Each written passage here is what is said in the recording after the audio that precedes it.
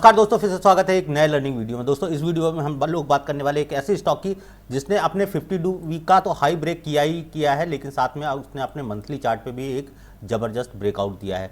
Stock का नाम discuss करेंगे, स्टॉक के फाइनेंशियल डिस्कस करेंगे, स्टॉक के चार्ट एनालिसिस करेंगे और साथ में हम रिटेलर्स एंट्री बनाने की कोशिश करते हैं कि वो कौन से लेवल हैं जहाँ पे हमें मौका मिल सकता है इस स्टॉक में एंट्री बनाने का। अगर आप इस चैनल पर पहली बार आए हैं तो इस चैनल को सब्सक्राइब करना बिल्कुल भी मत भूलिएगा। अगर वीडियो पसंद आता है तो भाई लाइक, कमेंट और शेयर तो आप ज़रूरी कर दीजिएगा। तो स्टॉक का नाम क्या है, तो पहले तो सबसे पहले जान लेते हैं कि कौन सा प्यारा स्टॉक है जिसने इस तरह का मूवमेंट दिया है। मीन मंथली चार्ट पे इतना भयानक ब्रेकआउट आया है। मीन इस ब्रेकआउट को आप देखेंगे तो आपको लगेगा कि स्टॉक मार्केट में ना बहुत सारे ऐसे स्टॉक हैं, निफ्टी कहीं भी जाए, बैंक निफ्टी कहीं भी जाए, लेकिन कुछ स्टॉक्स हैं जिनकी परफॉर्मेंस आउटस्टैंडिंग परफॉर्मेंस होती है। इनकी परफॉर्मेंस के पीछे हाथ होता है इनके इन्वेस्टर्स का। कोई भी स्टॉक हो, वो इन्वेस्टर्स को अगर वो खुश रखेगा तो जाहिर सी बात है वो स्टॉक इन्वेस्टर्स को पैसा देगा ही देगा।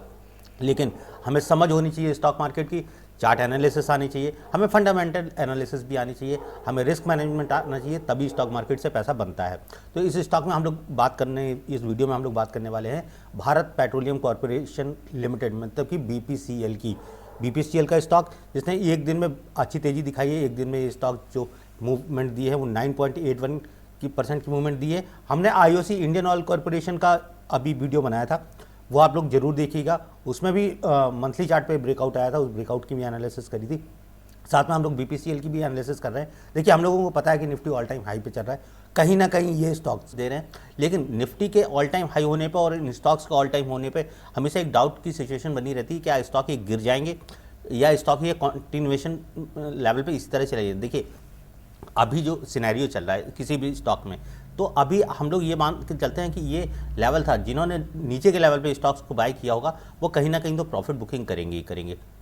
अगर ये स्टॉक्स प्रॉफिट बुकिंग आती है इन स्टॉक्स में तो निश्चित तौर पे ये स्टॉक्स अपने हाई से 10-20% नीचे गिर सकते हैं। अभी बहुत सारे स्टॉक्स हैं, मिड कैप स्टॉक्स हैं, मिड कैप अच्छा चल रहा है, निफ्टी अच्छा चल रहा है, सारी चीज़ें अपने बहुत लेवल पे चल रही हैं। तो लोगों को लग रहा है कि स्टॉक मार्केट में पैसा बनता है, लेकिन कभी कभी ये होता है कि स्टॉक मार्केट में बहुत महीनों तक कोई स्टॉक परफॉर्म नहीं करता है, कोई चीज़ें परफॉर्म नहीं करती हैं। लेकिन कुछ स्टॉक ऐसे रहते हैं, हज़ारों कंपनियां हैं, कुछ स्टॉक ऐसे रहते हैं जो 52 वीक का हाई के साथ अपने नए एक हायर हाई पैटर्न को बनाते जाते हैं, लेकिन हम रिटेलर्स को पता नहीं रहता है। इसलिए इस चैनल पे 52 वीक के जो हाई की सीरीज़ है हम लोगों ने स्टार्ट करी है। तो बीपीसीएल को हम लोग देखेंगे इस स्टॉक में। तो बीपीसीएल एक दिन का जो मूवमेंट है 9.81 के आसपास का है। वीकली अगर इसके रिटर्न देखें 17.85% के हैं, और अगर मंथली रिटर्न देखें तो 21.39% के बेहतरीन रिटर्न दिए हैं बीपीसीएल ने एक महीने के अंदर। और एक साल की बात करें तो 70% का ओवरऑल रिटर्न है, जो कि भाई बुरा नहीं होता है स्टॉक मार्केट के लिहाज से। अगर 5 साल के रिटर्न की बात करें तो 64% का रिटर्न है, क्योंकि ये स्टॉक हमेशा एक रेंज में रहता है और इस रेंज का इस बार ब्रेकआउट आया है। ये मंथली चार्ट पे हम लोग देखने को मिलेगा। अगर इसके होल्डिंग पैटर्न्स की बात करें तो किसने क्या होल्ड किया, देखिए 52% की होल्डिंग्स है इसके प्रोमोटर्स के पास। आपको पता है कि पीएसयू कंपनी है। म्यूचुअल फंड के बाद 9.90% की होल्डिंग है, लेकिन म्यूचुअल फंड की होल्डिंग के साथ हम लोग थोड़ा सा देखेंगे म्यूचुअल फंड की होल्डिंग में किस तरह के बदलाव हमें देखने को मिले हैं। तो अगर हम म्यूचुअल फंड की यहाँ होल्डिंग देखें तो म्यूचुअल फंड कॉन्सिस्टेंसी उसी लेवल पे है 10.01 के साथ, थोड़ी सी होल्डिंग्स कम करी है 9.90% के आसपास, लेकिन अभी भी मजबूत होल्डिंग है म्यूचुअल फंड के पास। और अगर हम डीआईज़ की बात करें तो डीआईज़ ने भी कुछ लगभग ऐसा ही किया है, बहुत थोड़ी सी होल्डिंग्स इन्होंने निकाली है। अगर एफआईज़ की बात करें तो एफआईज़ ने दिसंबर में 14% अपनी होल्डिंग्स को बढ़ाया है। यहाँ पर रिटेलर्स यहाँ पे अगर अब हम बात करें बीपीसीएल के चार्ट की, बीपीसीएल का टेक्निकल चार्ट हमें किस तरह से दिख रहा है, तो अगर इस चार्ट को हम लोग थोड़ा सा बड़ा कर लेते हैं, ये बीपीसीएल का चार्ट है आपके सामने, इस चार्ट को हम लोग कर लेते हैं थोड़ा सा बड़ा, ताकि चार्ट में हमारी विजिबिलिटी अच्छी हो जाए, चार्ट को हम ठीक से देखा है। चार्ट बहुत इंपॉर्टेंट होते हैं स्टॉक मार्केट के ऊपर। चार्ट पर मैंने बहुत सारे वीडियो दिए हैं, आप प्लेलिस्ट में जाके देखिए, सारे चार्ट पैटर्न, सारे तरह के टेक्निकल इंडिकेटर उसमें हमने डिस्कस करे।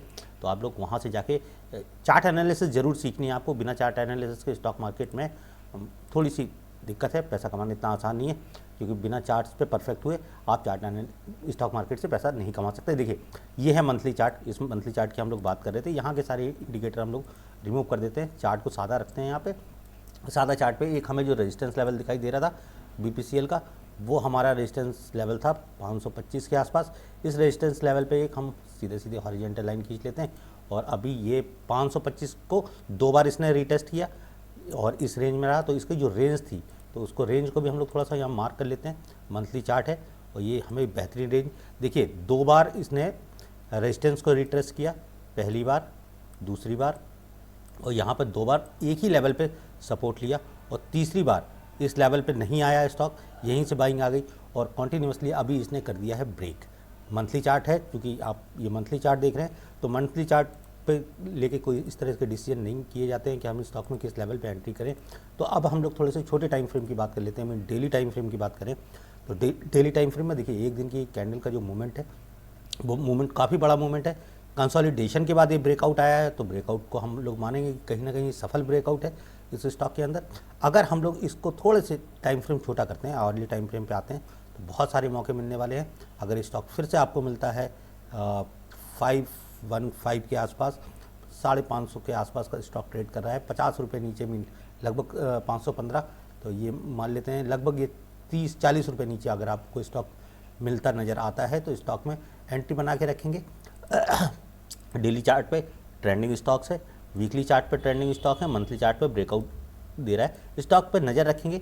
साथ में नए लेवल्स ढूंढने की कोशिश करेंगे। अगर कोई ब्रेकआउट आता है गिरावट के साथ इस स्टॉक में, हम लोग एंट्री बनाने की कोशिश करेंगे और स्टॉक मार्केट से में इस स्टॉक को राइड करेंगे और पैसे जरूर कमाएंगे। अगर ये वीडियो एनालिसिस आपको पसंद आती है, ये चार्ट एनालिसिस पसंद आती है, ये चैनल को आप प्यार देना चाहते हैं तो इस चैनल को सब्सक्राइब कर लीजिए, वीडियो पे लाइक कमेंट शेयर जरूर कीजिए। बहुत धन्यवाद।